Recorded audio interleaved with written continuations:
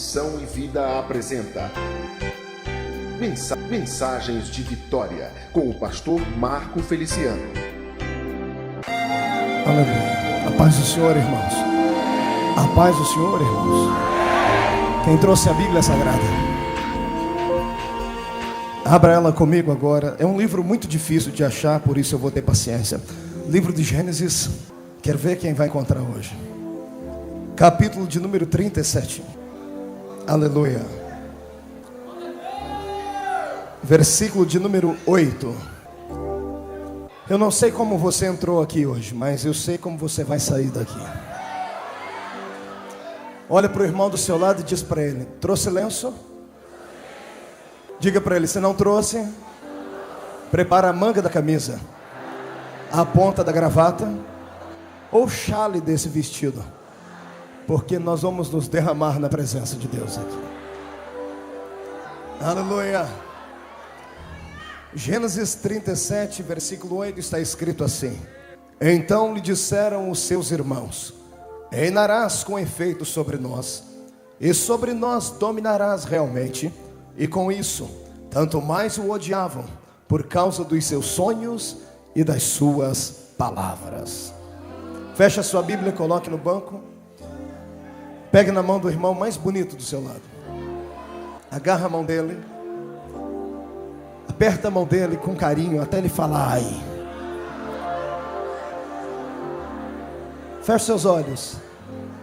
Senhor Jesus, eu sinto a sua presença de uma maneira linda nessa noite aqui. Eu sinto uma unção específica nessa noite para o Senhor tratar dos corações. Eu me rendo aos teus pés uma vez mais para poder, como profeta nesta noite, falar as suas verdades a este povo. Eu quero que o Senhor, no nome de Jesus Cristo, repreenda todos os demônios.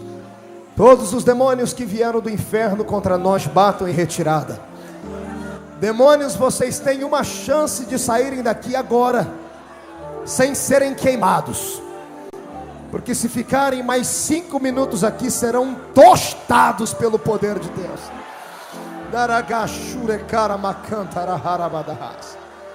Senhor Deus, eu quero ainda lhe fazer um pedido, aquele pedido atrevido que faço todas as noites. Se ainda, Senhor, a minha botija tem azeite e eu tenho algum crédito no céu, eu quero lhe pedir: abra a porta do céu agora, em direção a esta igreja nesta noite. Mande aqui, Senhor, 8 serafins, 8 anjos de fogo que te assistem diante do seu trono e resplandecem com o brilho da sua glória. Eu quero 2 serafins aqui em cima desta tribuna comigo. Quero 2 serafins na entrada desta igreja. Quero 2 serafins entre os músicos aqui em cima. Quero 2 serafins na nave da igreja. E que eles comecem a esparramar brasas de fogo tiradas do teu altar.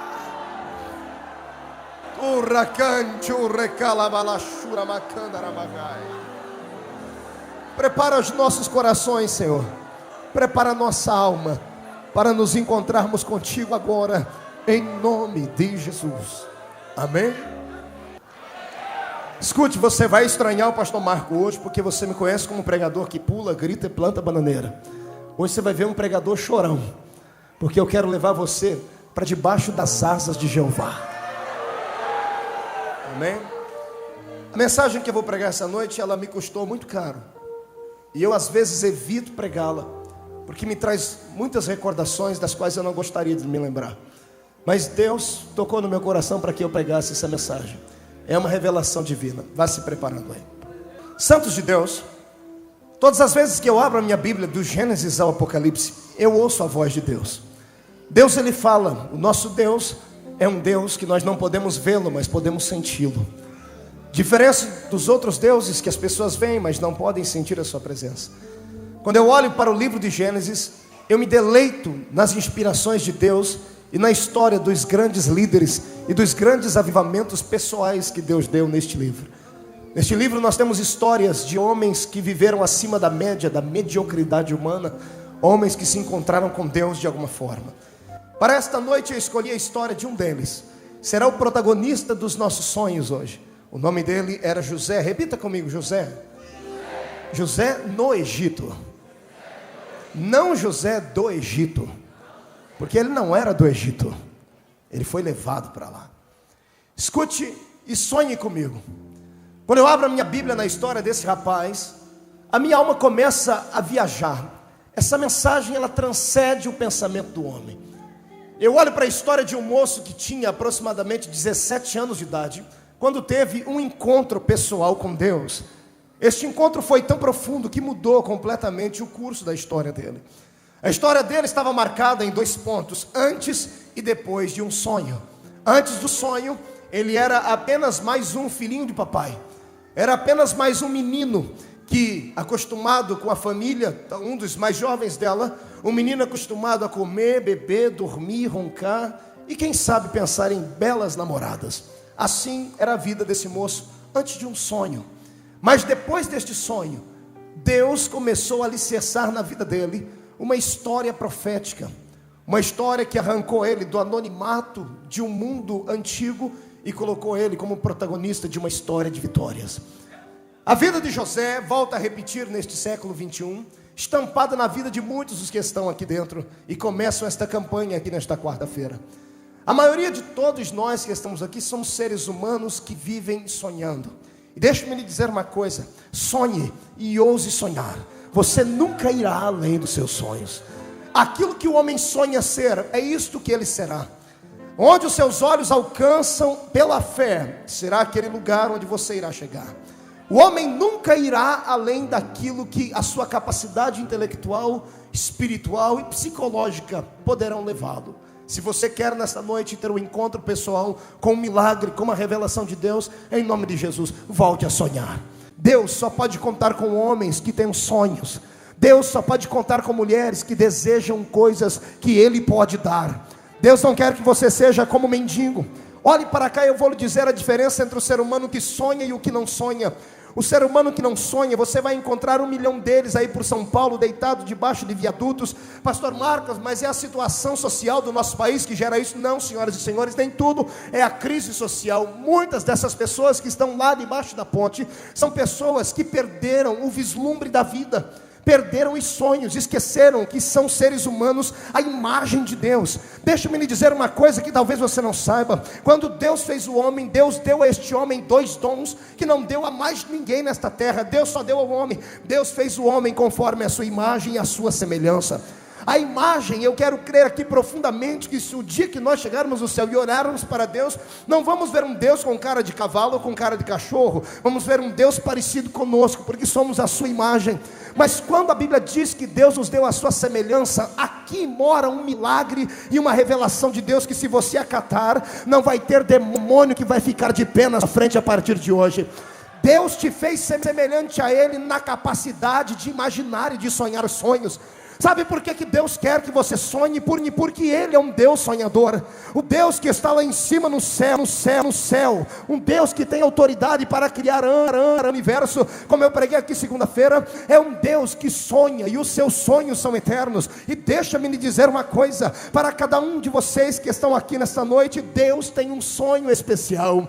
Deus escreveu a sua história nas tábuas da eternidade. Deixa-me lhe dizer por que é que você sofre. Você sofre porque Satanás, mesmo não conhecendo o futuro, usou de psicologia barata para olhar para você e ver que você é diferente dos demais homens da terra. E sabendo que você é diferente, ele sabe, tu és diferente porque Deus escreveu a sua história. E Deus não escreve a história de ninguém para a derrota. Foi Satanás que roubou o seu sonho, mas nessa noite nós vamos nocautear o diabo e provar que os sonhos que Deus nos deu, nós iremos alcançá-lo. Levante a mão para o céu, bata no peito e diga: eu sou um sonhador.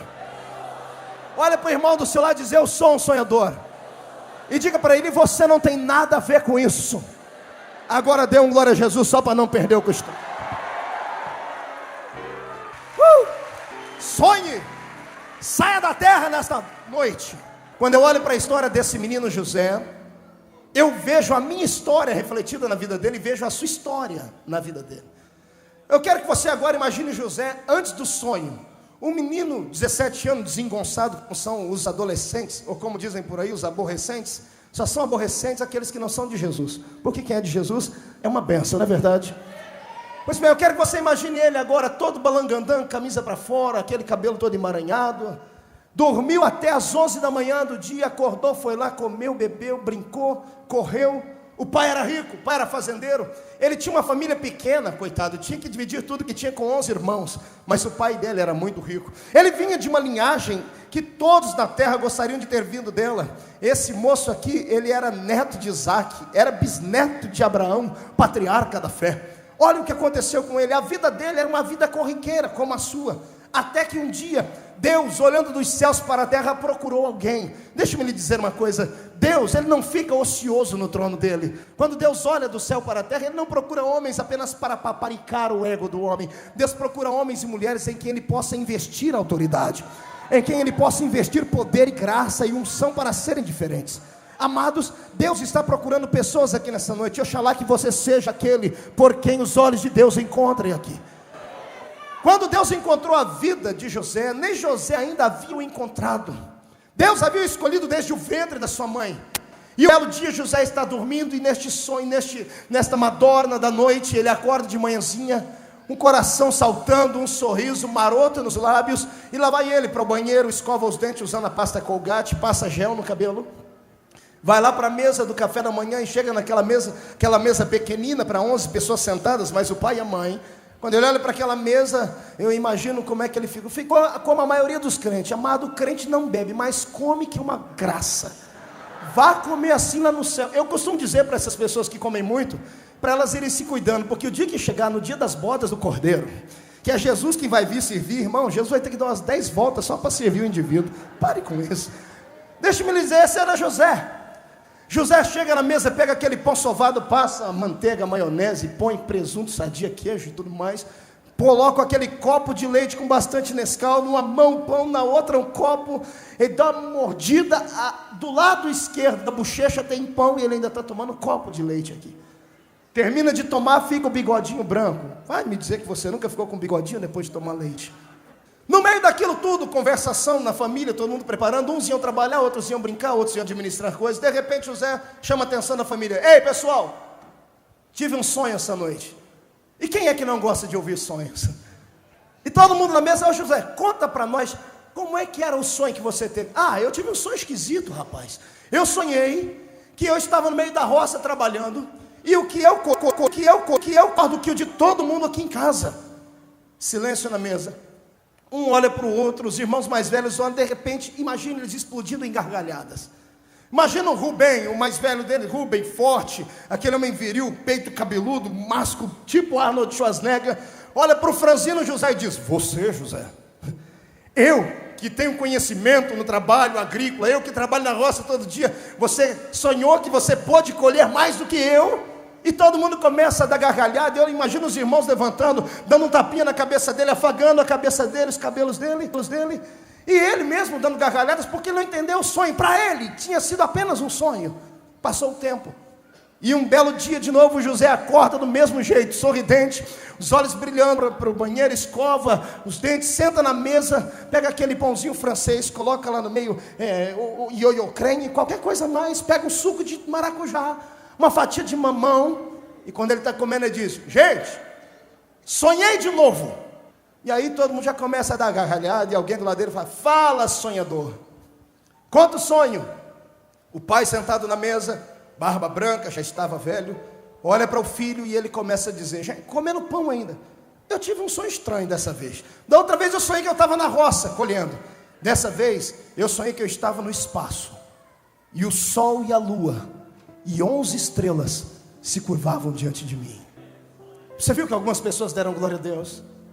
Essas pessoas foram sensitivas, sentiram na revelação da palavra o que estava acontecendo com José. Naquela hora, naquela mesa, sentado, a maioria dos irmãos talvez não entenderam, mas tinha um sentado na cabeceira, cujo nome era Jacó. Jacó não era o homem da padaria, ou não era o homem da esquina, não era um menino, não. Jacó era um homem que conhecia a linguagem dos sonhos. Era um homem que sabia que Deus falava com o homem através dos sonhos. Jacó era o homem que um dia, fugindo de Esaú, não tendo lugar para repousar a cabeça, não tinha um travesseiro, coloca no chão uma pedra, cansado. Quando ele coloca a cabeça na pedra, Deus lhe dá um sonho, e ele olha, e o que é que estava diante dele? Uma escadaria que ia da terra ao céu, anjos desciam e anjos subiam na presença de Deus.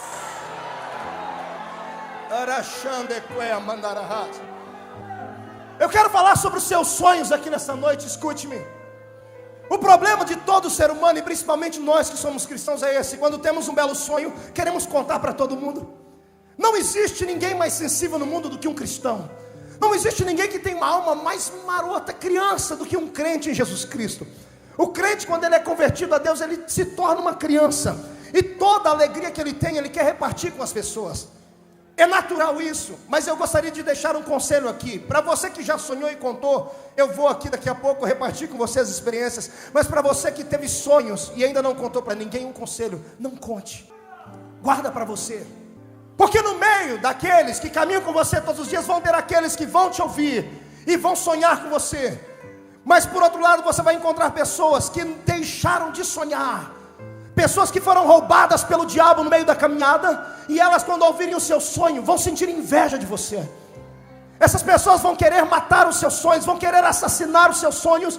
E deixe-me lhe dizer uma coisa, para você já começar a se apertar aqui e a orar a Deus: essas pessoas que são ladrões de sonhos não estão lá do lado de fora. Não é aquela mulher que trabalha com você, que é macumbeira e feiticeira, não, porque ela não tem contato com você espiritual. O duro são as pessoas que sentam do nosso lado, são as pessoas que sentam na mesa do café da manhã com você, são pessoas que estão na sua própria família, são obreiros da sua igreja, são pessoas que olham para você, se aproximam de você enquanto você tem alguma coisa para dar a elas, e depois que você não tem nada a dar para elas, elas te chutam, pegam, fazem de você uma laranja murcha e jogam dentro da lata de lixo. Deixa-me lhe dizer uma coisa: que Deus essa noite te dê um dom que os crentes não buscam mais.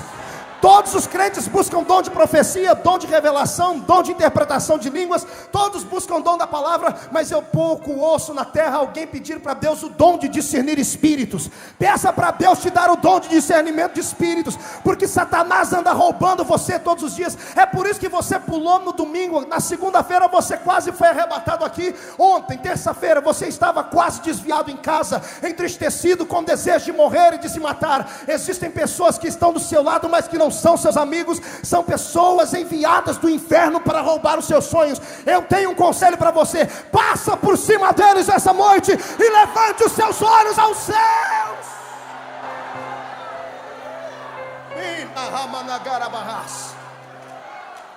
Nós estamos aqui numa campanha para reestruturar a família, uma campanha para Deus abrir as portas para a família. Então escute: o primeiro inimigo que José enfrentou não foi nem o diabo, foi a família dele. Sentado na mesa, 11 irmãos. No segundo sonho, José contraiu quase 10 inimigos, porque um deles, ele tinha 11 irmãos, ele contraiu 10 inimigos, porque o outro era menorzinho, era uma criança, não entendia nada, Benjamim. José só teve 2 apoios naquela mesa, era o do pai e o da mãe. E com isso, ele conseguiu fazer com que todos os seus irmãos sentissem inveja dele. Deixe-me lhe dizer uma coisa: você tem que estar preparado para pagar o preço pelo seu sonho. Todo sonho custa caro. Todo sonho, e quanto maior ele, maior será o preço dele. Eu tenho um conselho para você nessa noite: não deixe de sonhar. Não pare de sonhar por causa dos inimigos, por causa dessas pessoas maquiavélicas. Não dê atenção a elas. Não dê atenção àquelas pessoas que dizem que você nunca vai ser, que você nunca vai chegar lá. Passe por cima delas essa noite. Há um Deus sentado no trono que está torcendo por você. Há um Deus sentado no trono que sonha com os seus sonhos. Levante a mão para cima. Tapinha nas costas do irmão. Afinal de contas, um tapinha não dói. Diga para ele: sonhe. Ouse sonhar. Você nunca irá além dos seus sonhos. Agora dê um glória a Jesus. Escute. Quando José abriu a alma dele para que todos começassem a desvendar e descobrir, naquele dia José começou a crescer e amadurecer. Os sofrimentos na vida de um homem, de uma mulher que servem a Deus, eles não vêm como tormento, mas vêm para lhe fazer crescer. Existem 2 tipos de crentes dentro da igreja: os otimistas e os pessimistas. Nesta noite eu quero pregar para os 2, mas eu conto com a ajuda dos otimistas para chegarmos até o fim. Pessimista e otimista é fácil você entender qual é. Você chega com um copo pela metade de água. O pessimista vai olhar e vai dizer: esse copo está quase vazio. Mas o otimista vai dizer: esse copo está quase cheio. Então prefiro contar com pessoas que acreditem. Dessa noite Deus só pode levar você a uma dimensão de fé se você acreditar que Ele pode te ajudar a chegar lá. O sonho de José lhe custou caro. Logo depois desse sonho, Jacó começou a cuidar do seu filho com mais carinho, porque ele entendia que Deus havia falado com o menino. Ele começou a cuidar do menino com mais carinho, fez para ele uma túnica de 7 cores, que eu precisaria aqui de 3 dias para pregar só sobre as cores dessa túnica. Eu não vou falar sobre ela. Jacó começou a cuidar de José como um príncipe. Estava preparando o filho para ser um grande homem na terra. Mas o filho contraiu inimigos dentro da sua própria casa. E um belo dia lá vai José levar alimento para os seus irmãos. Eu imagino José com 10 marmitinhas, 5 de cá, 5 de cá, saindo de casa e indo para a roça, bispo. E lá vai José cantando, quem sabe cantarolando? Pela estrada fora eu vou bem sozinho, levar as marmitas para os meus irmãozinhos. Quando ele chega lá, os irmãos haviam arquitetado um plano para parar os sonhos dele. José chega, é recebido com euforia, sorrisos, e no meio da multidão dos irmãos um grita: José, temos um presente para você. Está preparado para receber o primeiro presente pelos seus sonhos? Está preparado? E imagina o José, criança, então me dê, qual será o meu presente? Qual é o presente que vocês prepararam para mim, José? Você tem que fechar os olhos, porque nós vamos te conduzir até o presente. É tão grande assim? É imenso, José. E aí imagina agora 5 irmãos de cá, segurando nesse braço, e 5 de cá, José com o olho fechado, ele dizendo: pode ir, José, para frente, à esquerda, à direita. De repente, bem na frente de José, uma cisterna rota. Uma cisterna que para quem morava naquela terra, ela deveria ter pelo menos uns 7 metros de profundidade, para se tirar água. José, está pronto para o presente? Estou, posso abrir os olhos? Nós vamos contar até 3. No 3 você abre os olhos, tá bom, não vejo a hora de pegar meu presente. José, 1, 2, 3, abre os olhos, José. Quando José abre os olhos, empurram ele lá dentro. Pá! Escute aqui. Eu não sei como José caiu dentro daquela cisterna. Eu não sei se ele quebrou um braço, se quebrou uma perna, se ralou o corpo. Eu sei que quando passou aquele momento de susto, ele estava dentro de um buraco escuro, cheio de lodo, de insetos, de bichinhos peçonhentos. Imagina uma cisterna cheia de lodo, sanguessuga subindo o corpo dele, baratas, aranhas, cheiro de mofo. E José, de dentro da caverna, olha para cima, de dentro da cisterna. A única coisa que ele vê é uma portinha, uma luzinha bem lá em cima. E do lado de fora ele escuta gargalhadas. De quem? Dos irmãos da família dele. E deixa eu começar a explicar isso aqui. Prepara para chorar. O que tem de gente que vem aqui porque está dentro da cisterna, foram empurrados dentro da cisterna, pessoas que se calaram, profetas de Deus com a boca travada, visionários de Jeová que não podem contar as suas visões, homens que já foram líderes por aí, hoje estão aqui no meio do anonimato da igreja, trazem marcas da sua alma que os fazem chorar. São pessoas que não podem glorificar a Deus, e não é porque são frias, é porque todas as noites lhe faltam as lágrimas para descer nos olhos, porque todos os dias se veem fechadas dentro de um ambiente escuro, sem amigos, sem alguém que lhe dê apoio. Perderam todos aqueles que acreditavam nele, e agora estão sofrendo as perseguições, sofrem com frustrações. O pior mal que pode maltratar a vida de um cristão que caminha com Deus muito tempo é a frustração. Que frustração, pastor? Saber que você começou junto com outras pessoas e hoje você olha para elas, você não consegue vê-las porque alcançaram os sonhos e você ficou para trás. Está dentro da cisterna. Pastor, o que é que o senhor me diz? Eu te digo para você ter paciência, porque na vida do crente o que não acontece pelo mandato de Deus, acontece com a permissão dele. Não será uma cisterna de 7 metros que vai te encobrir dos olhos de Deus. Deus está te vendo dentro dela. Deus está olhando para você dentro dela. Pastor, por que Deus não senta nas asas do querubim e me tira daqui? Porque não é tempo. Deus não pode frustrar os sonhos dele. Se você tem um sonho, Deus tem um sonho também. Deus sonhou com uma vida de vitória, mas você tem que passar por isso. Sinta-se privilegiado, sofra, mas sofra com dignidade. Sofra de cabeça erguida. Não ataque a este ou aquele. Sofra dando glória a Deus. Se o seu irmão chegou lá, ore por ele porque chegou lá. Se você não chegou lá, acredite, você vai chegar. Deus está ressuscitando os seus sonhos. Olha aqui para mim, olha aqui para mim. Deixa eu lhe dizer uma verdade. Você é a pessoa mais importante que existe aqui nesta noite para Deus. Deus acredita em você, mas Deus não quer covardes. Deus não quer crentes que parem diante do primeiro vento. Deus não quer pessoas que parem diante de um grito de um homem. Não, você não deve temer ao homem, tem que temer a Deus. Tema a Deus, tema a Deus. Pastor Marcos, os homens me colocaram no último lugar da fila. Pois bem, Deus manda dizer que hoje Ele inverte a fila. Você era o último, vai ser o primeiro. Deus está levantando a sua vida. Sonhe. Há um tempo de se esconder, mas há um tempo de se mostrar. Tu estás escondido em Deus. Tu estás escondido atrás dos problemas, das doenças, das enfermidades. Tu estás escondido atrás do desemprego. Tu estás escondido atrás da falência. É um tempo. Esse tempo vai passar. Porque Deus tem o controle sobre a sua vida. Deus tem o controle da sua vida. Pastor Marco, Deus me tomou tudo. Mentira. Quer chorar? Quer chorar comigo? Deus nunca toma tudo. Deus não toma tudo. Deus deixa alguma coisa para você se apoiar. Escute, Jó. Pastor, está aí, Jó perdeu tudo. Quem te falou que Deus tomou tudo dele? Pastor, está explicado na Bíblia que Deus deixou o diabo roubar ele tudo. Ele ficou pobre, não tinha mais nada. Deus sempre deixa o saldo de uma riqueza. Isso é revelação. Deus não tomou tudo dele. Pastor, tomou, está lá, não. Sobrou, pastor, sobrou a fé. Não estou falando da fé, estou falando daquilo que Deus dá.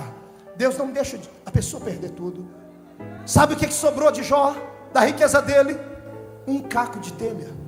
Olhe para o irmão e diz: um caco de telha. Pergunta para ele agora: o que significa um caco de telha? Pastor Marco está maluco? Um caco de telha, isso é riqueza? É. Vou te explicar por quê. Enquanto a mulher de Jó abandonou ele por causa da catinga do corpo dele, da lepra que estava nele, o caco de telha dormia com ele toda noite e nunca reclamou da catinga dele. Aquele caco de telha, na hora das dores de Jó, enquanto não tinha um amigo para coçar, o caco de telha ia lá na coceira dele, aliviava a dor dele. Aquele caco de telha não jogava os pecados dele na cara dele. De tudo que ele tinha, restou um caco de telha. Sabe o que significa esse caquinho? Esse caquinho representa o Espírito Santo. Você pode perder tudo na vida.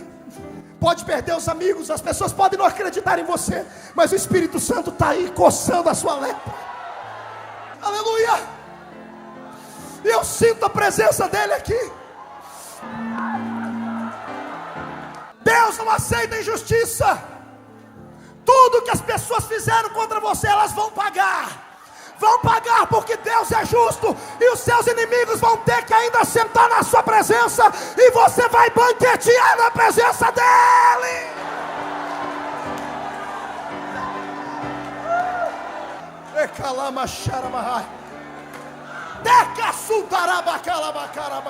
Pode falar em línguas, fale em línguas comigo. Metralha o céu com línguas estranhas.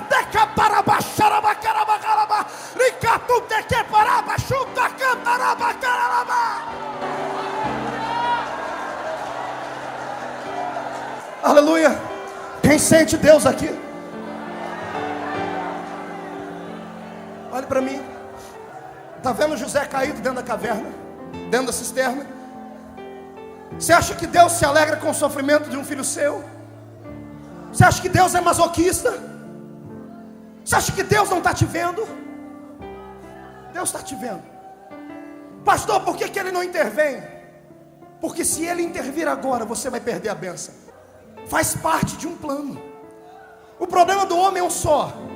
Deus faz uma promessa e a gente olha somente para a promessa. Caminho livre, daqui até a promessa. Deus não dá nada de mão beijada para a gente. Deus não quer criar filhinhos de papai que não deem valor naquilo que recebam. Deus vai te dar, mas Ele vai colocar alguns obstáculos na frente, para ver se você é digno, para ver se você merece receber aquela bênção. Quer receber? Então sofra com dignidade. Quero dar glória a Deus enquanto tudo vai bem, é fácil.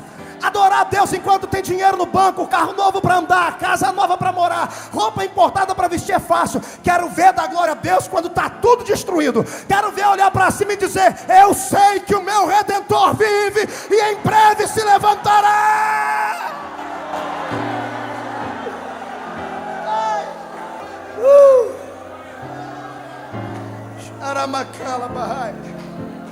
Calma, José. Eu imagino Deus olhando para ele, e lá no céu, uma torcida de anjos. Bispo, estou com vontade de ir até 1h hoje. A unção está aqui. Escute, tem uma torcida de seres angelicais por você no céu. Tem um versículo nas cartas de Paulo aos Coríntios que diz assim: somos colocados diariamente por espetáculo diante dos anjos e dos homens. Eu pedi para Deus a explicação disso. Quer ouvir? Quer ouvir a revelação? Só que você vai ter que ficar de pé para aplaudir Jesus e glorificar. Daqui a pouco, calma. Escuta. Todos os dias no céu tem um grupinho de anjos que torce por você. É como se eles começassem o dia e Deus fala: vamos ligar aqui o programa, não do Big Brother Brasil, mas do Big Brother evangélico. E Deus clica lá e liga, e os anjos ficam aqui tudo olhando para você. Somos espetáculo. Espetáculo é um show. A nossa vida é um show. A nossa vida é um show. Por isso que ninguém entende os crentes. Somos espetáculos para os homens, porque os homens olham para a gente, chamam a gente de louco, quadrado, doido, besta, ignorante, povinho barulhento e coisas assim. Somos espetáculos. E para os anjos? Enquanto os homens te perseguem, os anjos torcem por você. Quando você está quase caindo, quando você está quase beijando a lona, eu imagino eles no céu gritando: não pare, não pare. Você não nasceu para morar aí, você nasceu para morar aqui com a gente. Vença, vença, vença, vença. Você não pode parar. Você não pode parar, você já conhece a verdade.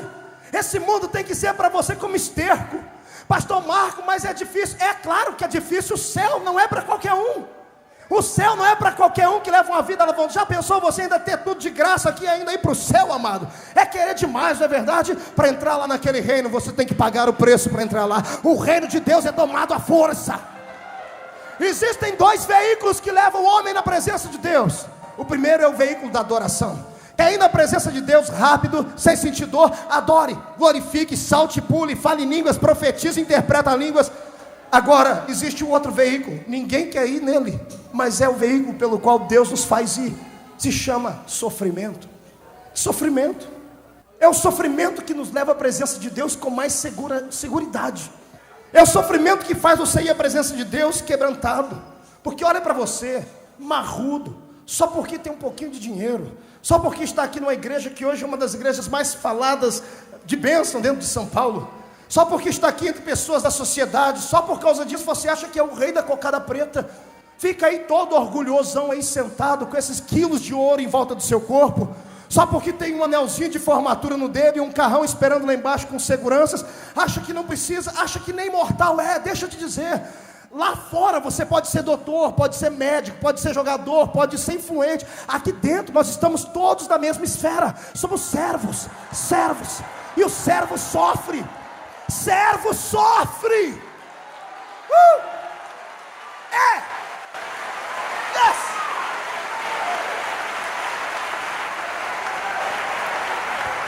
Olha para mim. Vamos tirar José da cisterna? Não sei quanto tempo depois. Continua tocando aí. Deu cãibra nos dedos. Uma corda desce lá dentro. José sobe pela cordinha, bispo. Depois de já ter gritado a mãe, o pai, todo mundo. Ele sobe e os irmãos tiram ele de lá. E ele pensa que era uma brincadeira, imagino eu. José empurrando os irmãos. Pô, Rubem, Gade, Naftali, que para que vocês fizeram isso comigo? Brincadeira de mau gosto. Não precisavam fazer isso comigo. Não façam mais isso porque eu amo vocês. E ele, sem mágoa, mas puro de coração, dá um abraço aos irmãos. E enquanto ele está abraçando meia dúzia dos irmãos, ele escuta do lado de lá um tilintar de moedas que cai na mão de um homem. Tlim, tlim, tlim. Ele olha para trás e um dos irmãos dele estava negociando com um mercador, um caçador de escravos, um capitão do mato.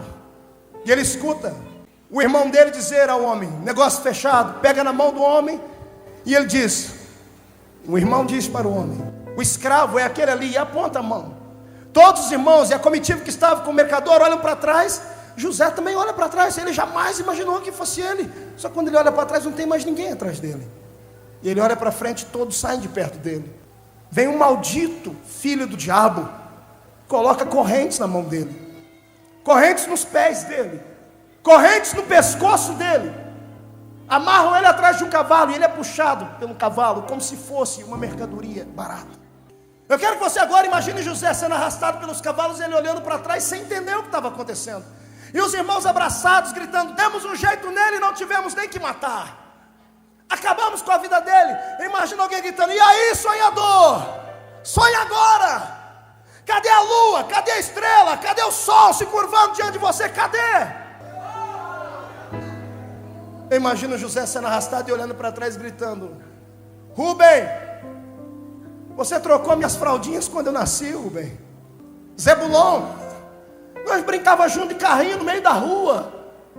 Manassés, Efraim, Judá, nós não vamos mais contar histórias na hora de dormir. Irmãos, eu nunca mais vou comer a comida da mamãe. Não vou ouvir as histórias do Deus de Israel pela boca do nosso pai.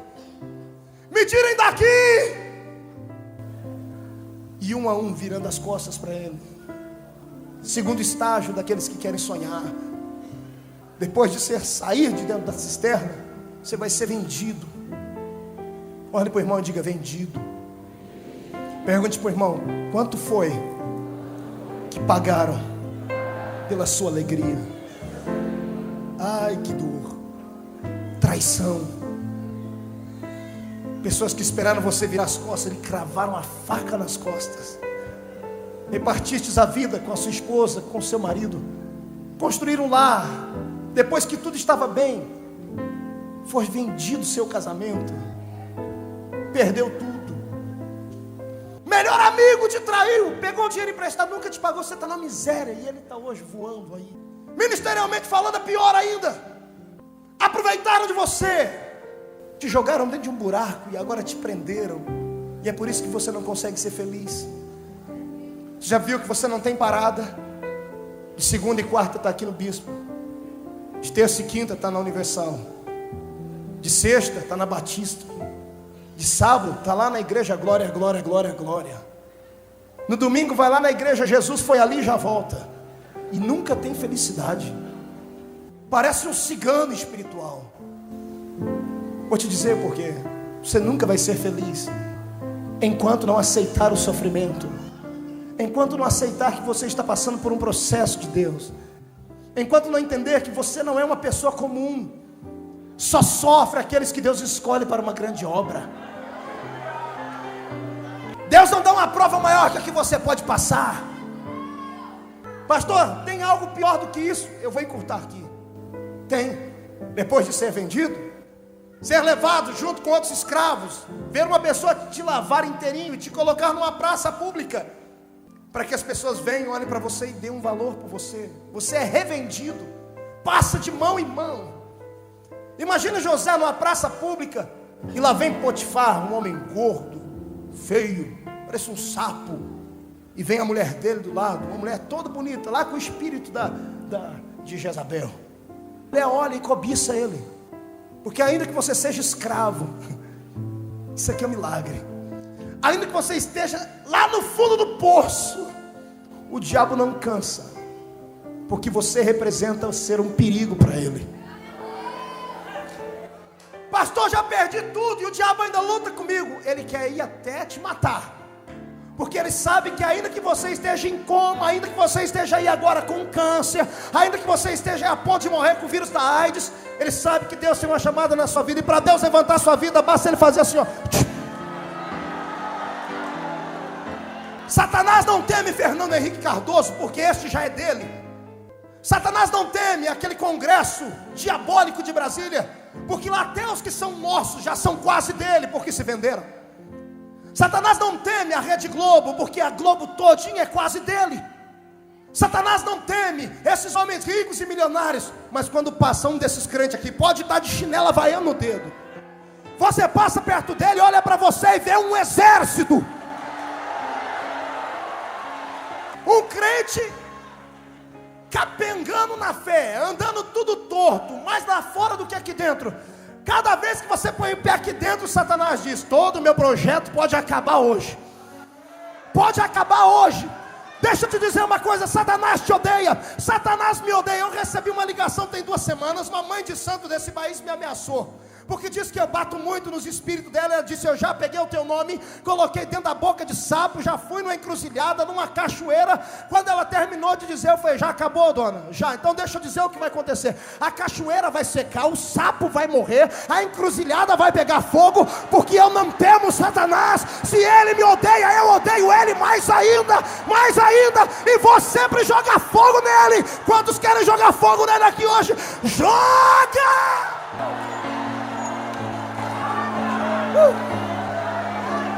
Essa mensagem não é para avivamento. Avivamento é segunda-feira que vem. Calma. Olha para o seu irmão e diz para ele: calma. Olha para cá. Tá ficando estreito. Escute.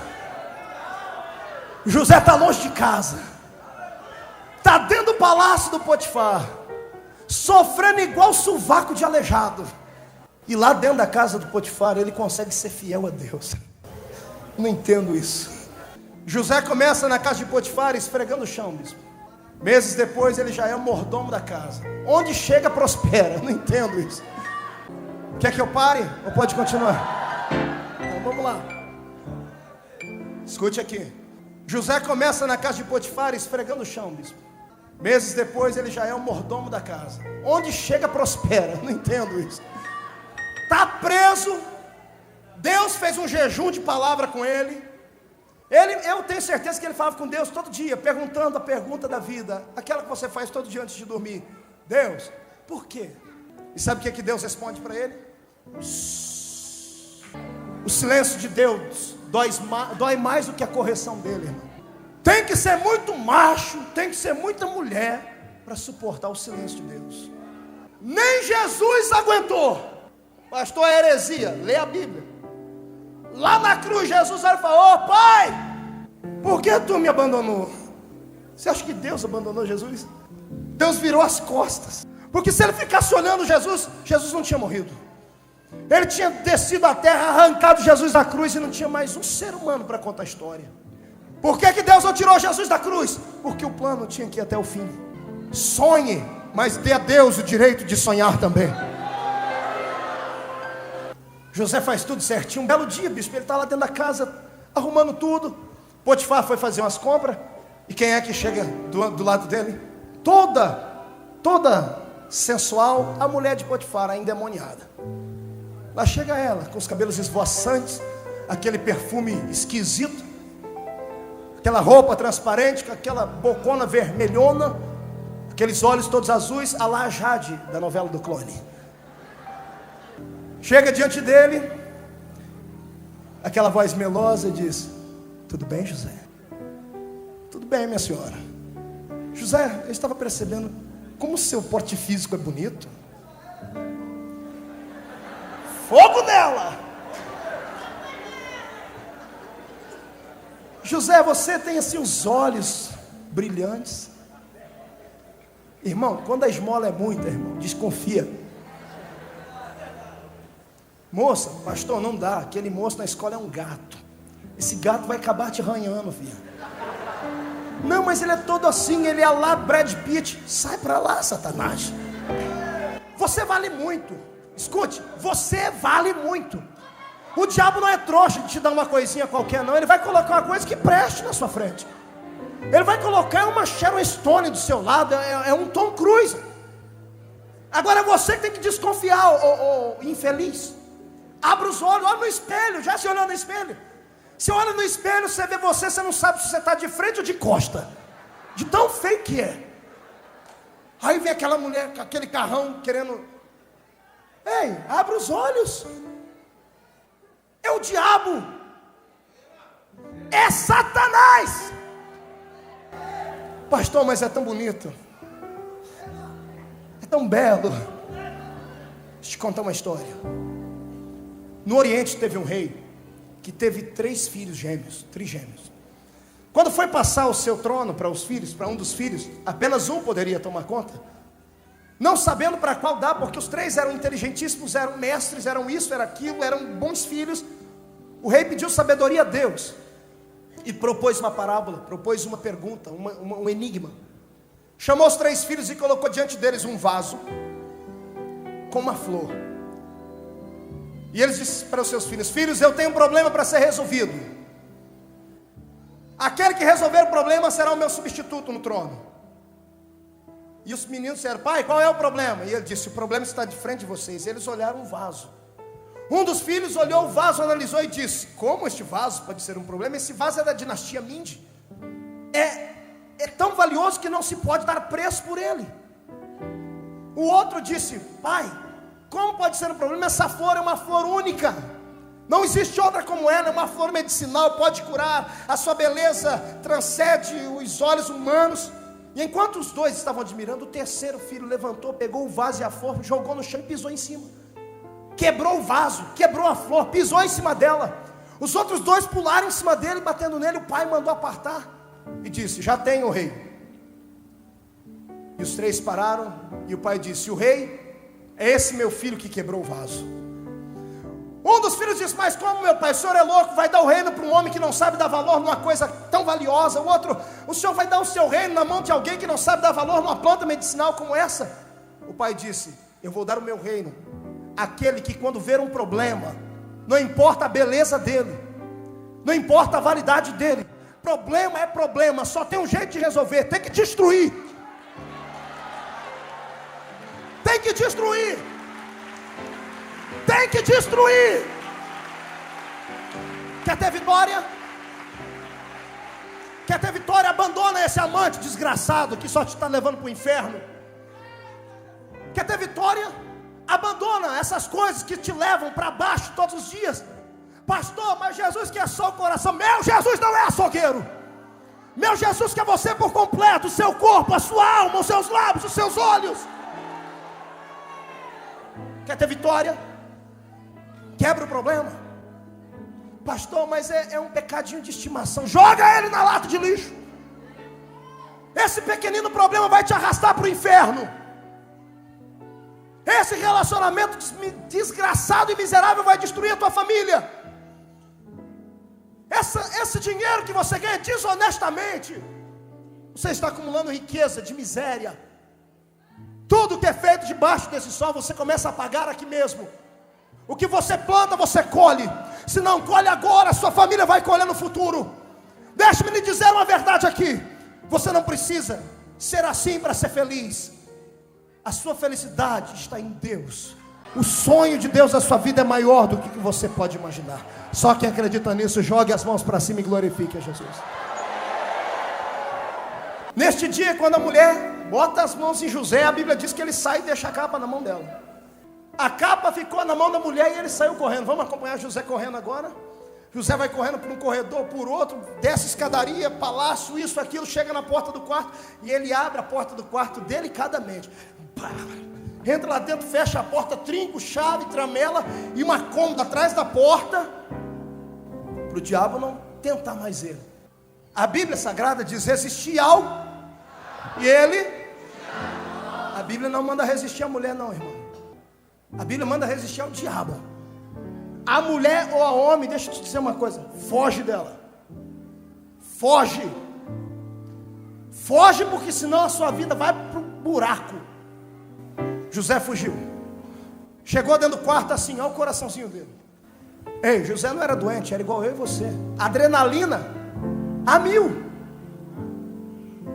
Na mente ainda a imagem daquela mulher bonita, sedutora, os dois sozinhos, ninguém estava vendo. Fechou a porta, deitou na cama. 20 minutos depois já estava mais calmo. Coloca a mão aqui atrás da cabeça, olha para o céu e diz: ô Senhor, eu sei que o Senhor não gosta mais de falar comigo. Desde aquele dia lá na cisterna, o Senhor fez um jejum de conversa comigo. Cá entre nós, hein? E aquele sonho? Eu lá, minha família curvando diante de mim. Deus, eu só sofri até hoje. O Senhor viu hoje, Pai, mesmo sofrendo, eu não neguei o seu nome, eu venci o diabo. Eu podia acordar hoje de manhãzinha com alguém batendo na porta. Quando eu abrisse a porta, alguém vinha me dar uma coroa. e dizer: José, você venceu, hoje é o dia de você receber o seu pagamento pela sua vitória. E imagina José dormir no sono da inocência. 20 minutos, meia hora, 1 hora depois, na porta do quarto, José acorda, vai lá na porta, tira a cômoda, pega o olhinho mágico e ele olha, estava o patrão dele, a mulher, vários soldados. Eu imagino José olhando para o céu e dizendo: mas já, Senhor, vou receber a coroa agora, o Senhor vai realizar o meu sonho. José abre a porta, tira a tramela, trinco, destrava. Quando ele abre a porta, o senhor dele chegou e ele se inclina: pois não, Potifar? Quando Potifar olha nos olhos de José, a mulher de Potifar, cínica, encurva no ombro do marido e diz: foi ele, meu bem. Foi ele que tentou me violentar quando você não estava em casa. Foi ele que atentou contra a sua família, contra o seu pudor. José levanta a cabeça, vai tentar se explicar. A mão de Potifar desce-lhe o rosto. Pá! Pode ver José caindo no chão, rolando, tonto, sem saber o que dizer. Soldados vêm e agarram ele como se ele fosse um marginal, sendo arrastado, e José dizendo: eu não fiz isso. E a mulher chorando. Essa é a pior prova que um crente pode passar. A prova da calúnia. A calúnia dói os ossos. O salmista diz: a calúnia dói os ossos. Sabe por quê? Porque não tem solução para doença no osso. Na época não tinha. A medicina do Egito podia curar a carne, mas não podia curar o osso. Então o salmista, para falar da dor da calúnia, diz: ela dói os ossos. Como você se defender de uma palavra que alguém disse contra você? José sai dali, é levado para a masmorra do palácio de Faraó. Sabe como é tratado um bandido que chega em uma cadeia sob o atentado de ter violentado uma mulher ou tentado violentá-la? Sabe o que é que passa um bandido? Eu quero que você veja José entrando dentro da cadeia agora chorando. Já viu um preso entrar pela primeira vez na cadeia? Ele agarra nas portas e começa a gritar: a mãe, o pai. E lá dentro, os presos gritando: temos carne nova, vamos ter festa hoje à noite. Enquanto os policiais estão ali, o preso vai e encosta no canto da parede, no canto, e senta em cima do seu calcanhar e chora. Consegue ver José assim? Olhando para o céu e dizendo: Deus, o que eu te fiz? Você acha que vale a pena continuar sonhando? Custa caro. Há 2 anos atrás, minha esposa estava esperando um bebê e nós perdemos ele. Era um menininho. Ia ser um pregador igual o pai. Estava em casa, quartinho quase pronto. Chego em casa de viagem. Passamos uma noite tranquila. De manhãzinha, uma hemorragia.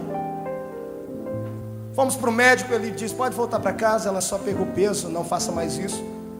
A noite seguinte, a hemorragia foi mais profunda. Levei ela para o hospital e disse: doutor, eu não tenho mais nada na vida. Eu deixei tudo por causa de Deus. Quando eu tinha condições, ele pagava uma consulta particular. Agora eu tenho que passar pelo SUS. Eu quero que o senhor cuide da minha esposa. Nem que eu tenha que vender o carrinho velho que eu tenho, mas eu vou pagar. Cuida dela, doutor. Ele disse: fica tranquilo, Marco. O bebê está salvo. 1 semana depois, ligo lá, ele disse: ela está de alta. Fui buscar ela, falei: doutor, está tudo bem? Ela disse: está tudo bem, mas está tudo bem mesmo, porque a minha esposa é o bem mais precioso que eu tenho. Eu estou indo viajar. Marco, fica tranquilo, eu fiz ultrassom de manhã. Doutor, segurança. Ele disse: tá bom, vou fazer uma ultrassom perto de você. Sem necessidade, porque eu já fiz uma de manhã. Ele faz a ultrassom na minha frente, amados. Ele era negro, ficou branco. Pegava o telefone, ligava para um, ligava para outro, subiu outros médicos. Ele me chamou num canto, mandou ela se trocar e disse: olha, não sei o que aconteceu. O bebê estava bem até de manhã. O líquido da placenta sumiu. O bebê está morrendo sequinho lá dentro. Não temos condições aqui. Vai até o hospital de Ribeirão Preto.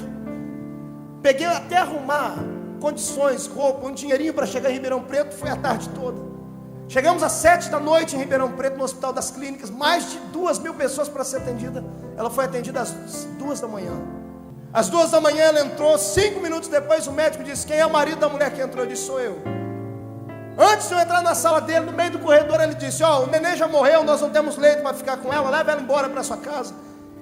Coloquei a mão no voo, falei: calma, doutor, o que aconteceu? Não tem o que te explicar, o neném morreu. Ela está com o bebê dentro dela, vai ter que ser 3 dias para abortar. Vai ter que ficar com o bebê na barriga dela 3 dias, não mais que isso, não pode ela morrer também. Eu tentei ser forte. Até que eu olhei para os olhos da minha esposa, uma moça que gastou a vida na igreja, santa. Lá vem ela chorando e me abraça e me faz uma pergunta que até hoje eu não tenho resposta. Por quê? Por quê? Você pensa que é o único que sofre? Faz parte de um plano que aqui nós não entendemos. Um dia, quando chegarmos lá, ele vai nos explicar. Coloquei ela dentro do carro, no meio do caminho, dirigindo, eu olhei para o canto, ela com a mão na barriguinha. Detalhe, ela estava de 7 meses. Ela com a mão na barriguinha dela, eu vi a boca dela mexer. Ela dizia: meu bebê não mexe mais. Ela tirou a mão da barriga e catou a minha mão e diz: você é o pastor aqui. Paralíticos já levantaram quando você tocou neles. Mudos falaram. Ressuscita o teu filho. Você pensa que eu não parei o carro? Pensa que eu não coloquei a mão na barriguinha dela e invoquei todo o poder de Deus? Senhor, ressuscita o meu bebê. Orei, falei em línguas, repreendi a morte, o diabo, os demônios. Sabe como Deus me respondeu? Faz parte do sonho. Deixei ela dormindo, fui para o escritório dela, um sedativo, ela dormiu abraçada com a barriguinha dela. Fui para o meu escritório, peguei 2 travesseiros, coloquei um na cadeira, a minha cabeça e o outro por cima. E gritei a madrugada inteira. Só saio daqui quando o Senhor me respondeu por quê, Pai. Eu invoquei Deus, pergunta para mim se Deus desceu lá. Deus não veio. Eu coloquei uma cadeira para ele sentar do meu lado. Ele não sentou. Sabe quem veio sentar? O diabo. O diabo veio, deu um tapinha no meu ombro e disse: e aí, ô pastor, pastorzinho de minha tigela, não é você que faz tantas coisas? Vai viver da fé. Se você estivesse estudando, era o melhor advogado desse país hoje. Se você estivesse trabalhando, você tinha um sistema para cuidar da sua esposa. Ela morreu por causa de maltratamento no sul, seu filho morreu por causa disso. Se você não tivesse se entregado para missões, o seu sonho, daqui 1 ano você ia ter um bebezinho no seu colo te chamando de papai. Faz parte. 5:30 da manhã, não tinha mais lágrimas. Eu olhei para os livros, 600 livros, 16 bíblias, tudo lido, diploma de bacharel em teologia e outros diplomas. Eu falei: eu vou botar fogo em tudo isso. Falei: o Senhor fala comigo, eu queimo tudo isso. Deus falou comigo. Eu esperava que ele ia vir no vento do Pentecoste. Ele veio na brisa suave da caverna de Elias. E ele disse para mim: tem coisas na vida do crente, filho, que ele não tem que entender, tem que aceitar.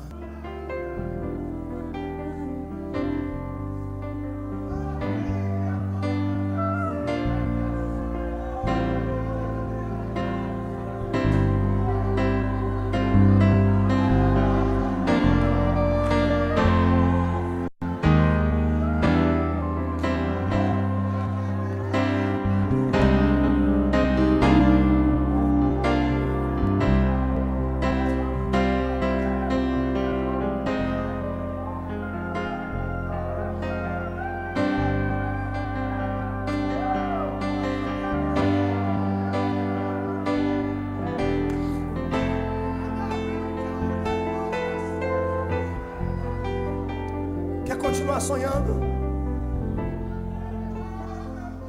Quer continuar sonhando? Quer ver a sua família unida de novo? Quer ver as coisas dando certo para você? Levanta a cabeça, sacode a poeira e dá a volta por cima. Olhe para cima e diga: Deus deu, Deus tirou. Olhe para cima e diga: ainda que tudo isso me sobreveio, roube a minha paz, todavia eu sei que o meu Redentor vive, e em breve se levantará na terra para me defender.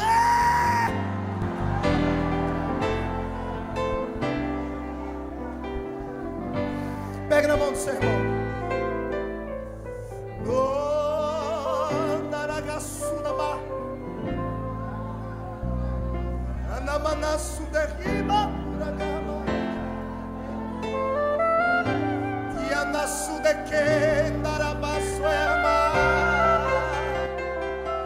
Deus está te transportando para o centro cirúrgico do céu.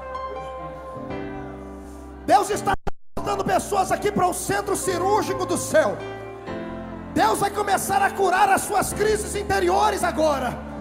Deus vai começar a curar agora. Abra os seus olhos espirituais. Feche os olhos carnais. Canta, querida. Solte o playback dela. Ai, Jesus.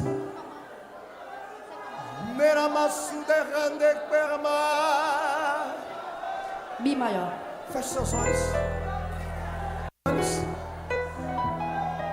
Isso é tratamento. Eu sei que O você Espírito Santo está descendo agora. Ele está te vendo dentro deste calabouço. Tanta paz em nossos corações. Ele está te vendo no calabouço. O Espírito Santo sempre nos acalma. Isso. Nos momentos que passamos pelas provações. Aleluia. O Espírito Santo é tão maravilhoso que Chora. renova a sua vida. Chora. Basta você crer, creia nisso. Seu Chora. poder é tão difícil. Chora, rasga a tua alma. Precioso, que sentimos sua presença, mesmo sem te ver. Guarda-me, ó Pai, com a unção do teu Espírito. Tua palavra diz que sou mais que vencedor.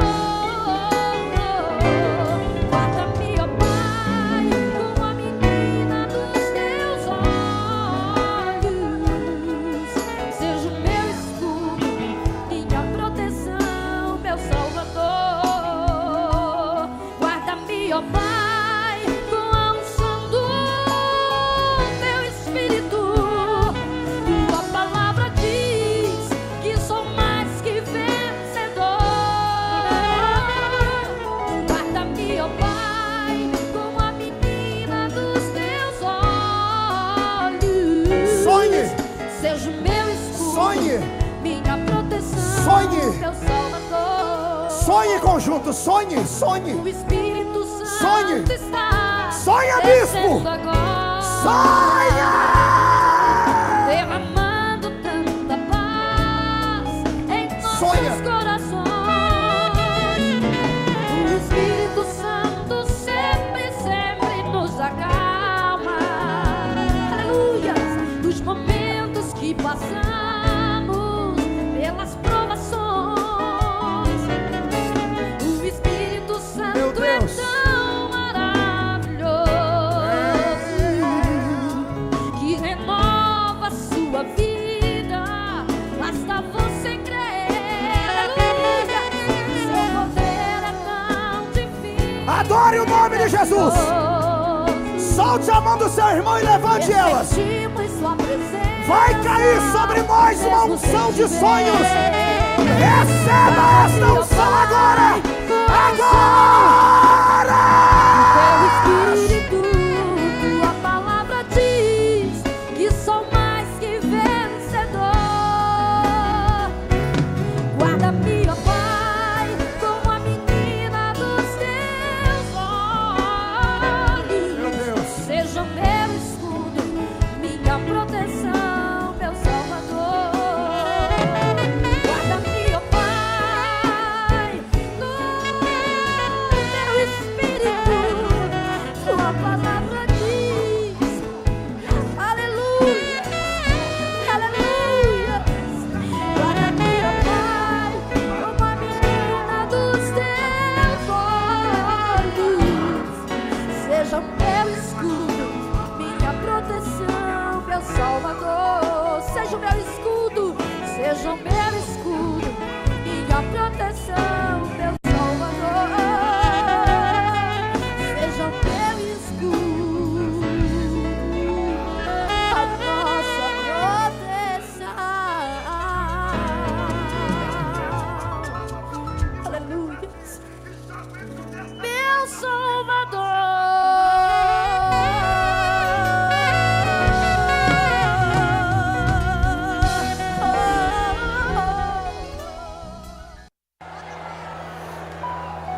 mim, olha aqui para mim. Murcha a barriga, estufa o peito, levanta a cabeça. Olha para o irmão que está do seu lado e diz: eu vou sofrer com dignidade, porque o meu sonho custa o meu sofrimento. Agora olha aqui para mim, pergunta para mim: pastor, a história termina assim? Cadê meu solo aí? Escuta aqui, só o teclado bem baixinho. Olhe para cá. Estou terminando. Não vai embora, ninguém saia mais. Eu vi algumas pessoas saírem, mas eu não quero que mais ninguém saia. Olha aqui. Sabe quanto tempo Deus ficou sem falar com José dentro da cadeia? 2 anos. Olha para o irmão e diz: 2 anos. Fora os outros anos, mais 2 anos. Deus fez assim para ele, ó. Olhe para mim, mas chegou o tempo. Tem um tempo de chorar, mas vem o tempo de cantar também. Chegou o dia de cantar, e sabe o que Deus fez? Deus tirou José do calabouço e trouxe ele para dentro do palácio. Não precisou mais do que 10 minutos. Faraó teve um sonho, ninguém conseguia responder. Aí um que estava do lado dele falou: tem um preso lá dentro do calabouço que conhece a linguagem dos sonhos. Faraó, manda esse homem entrar. Lá vem José. 2 anos sem Deus falar com ele. Faraó olha para ele e diz: me disseram que você conhece a linguagem dos sonhos e pode me dar uma resposta. Sabe o que José diz? Eu não tenho, mas há um Deus no céu ao que eu sirvo. Eita, crente fiel. Está preso, mas sabe ser fiel. Faraó conta os sonhos, vocês conhecem a história: a vaca gorda, a vaca magra, 7 anos disso, daquilo. José levanta e diz: assim, assim, assim. Faraó levanta, olha para todo mundo no reino, e José ainda dá um conselho: só precisa de um homem para administrar isso. Faraó levanta e diz: eu já tenho esse homem. Os homens do lado de Faraó, os magos, os escribas, os homens que conheciam tudo, diz: você, eu sou o primeiro-ministro, eu sou isso, eu sou aquilo. Faraó diz assim: José, você é esse homem. A partir de hoje você não é mais preso. A partir de hoje você é governador do mundo. José, não existe homem como tu na terra, em quem habita o Espírito do Deus que vive. Ei, escute aqui, o milagre para Deus é assim. O processo do sofrimento é longo, mas o milagre é na hora. Da noite para o dia, Faraó bate as mãos e fala: aqui entra o estilista do reino. E lá entra o Jacques Leclerc do reino, o Yves Saint Laurent, Gucci. Entra lá dentro, olha para José. José estava com aquela roupa lá da cadeia, fedendo a urina, como é a roupa dos presos. O homem vem, mede José 10, 15, 20 minutos, 1 hora depois entra ele com todos os mancos. E antes de vestir José, Faraó ainda diz: você vai tomar banho agora? Por gentileza, entre ali na minha sauna de hidromassagem e tome banho nos sais minerais do Egito. José toma aquele banho que tira aquele cardo grosso da cadeia, faz a barba, fica todo bonitão, coloca aquela roupa púrpura, branca, vermelha. Faraó chama ele: José, agora eu vou te dar uma sala, porque você vai ser administrador, você precisa de um trono também. Leva a ele um trono com as beiradas de marfim, o banco todo almofadado de veludo vermelho. José senta, e José ameaça dizer: aqui está quente, lá vem um ar-condicionado da época. Entra um baita do negrão, um grandão forte com a pluma, fica do lado direito de José. Está com calor, José? Estou. E ele fica assim, ó.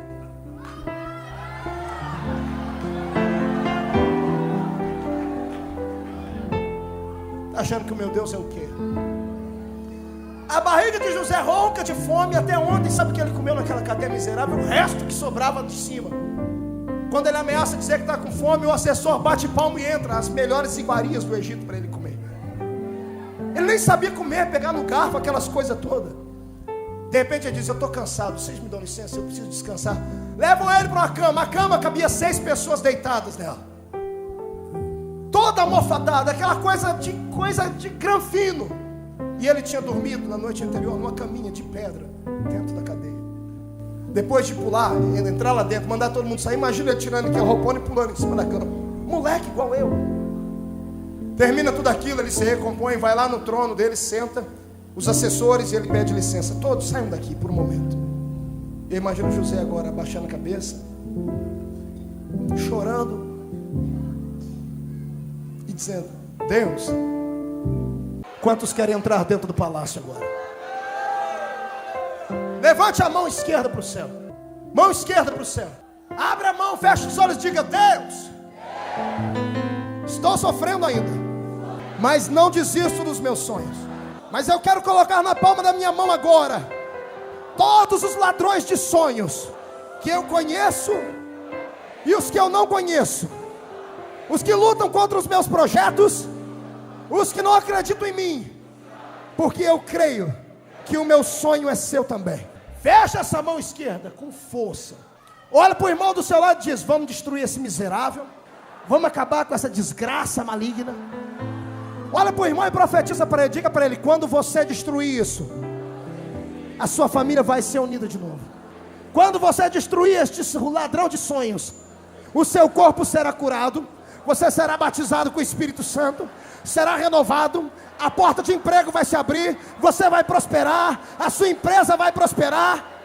Quem crê nisso, levanta a mão fechada para cima. Vou contar até 3, você já sabe o que tem que fazer. Quem pisar mais, com mais força e mais alta, a vitória vai honrar mais a Deus. 1, eu vejo os seus sonhos sendo realizados. 2, Satanás está fugindo da sua vida. 2,5, Deus abre a porta dos milagres. 3, joga no chão, pisa em cima.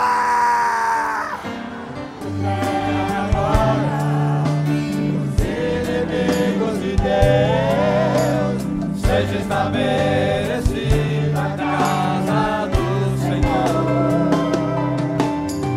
Senhor é Deus que salva, que Aleluia!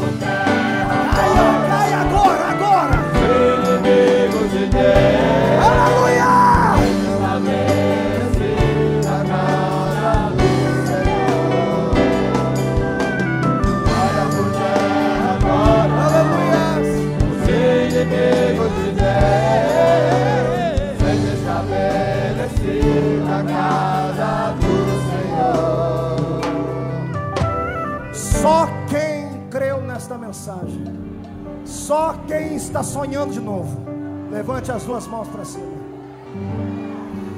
Seja renovado. Só quem acredita nisso, aplaude o Senhor.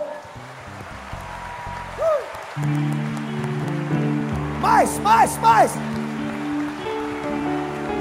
oh, aleluia.